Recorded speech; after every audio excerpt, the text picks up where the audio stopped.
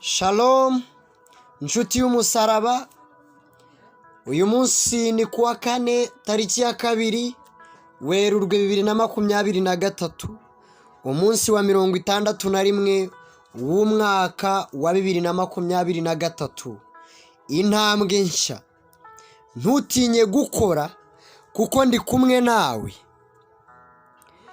Igitabo cy'umuhanuzi Hagayi igice cya 2 umurongo wa 4.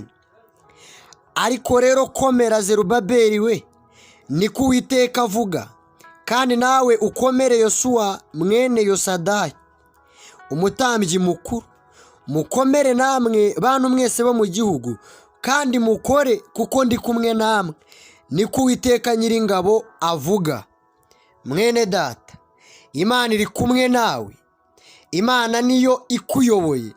Nigiye kuguha ubwenge, nigiye kuguha imbaraga, nigiye kuguha umwete, nigiye kugutera ingabo mu bitugu.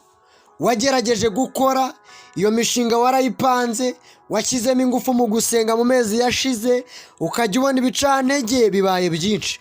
Ariko ndagira ngo ubyumve, Imana ije kugukomeza, Imana ije kukwereka ko muri kumwe. Aho wagendeye ukabura ibimenyetso, none hije gukora ikintu kigaragara. Ntugire ubwoba, ntucike intege, nturambirwe, ntunanirwe, kuko imbaraga z'Imana nizo zije kugusunika.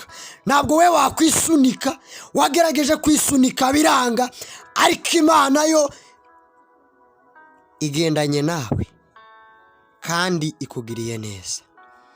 Mana data wa twese, urakoze kubw'umurimo ukomeye ugiye gukorana na mwene data. Ni ukwezi gushya, igihe cyo gukora ibishya. Muhe ubushobozi, muhe gutera iyi ntambwe, yegera ubwami bwawe, ashikira imigisha wamubikiye muri Kristo Yesu. Mbisabye nizeye mu izina rya Yesu Kristo.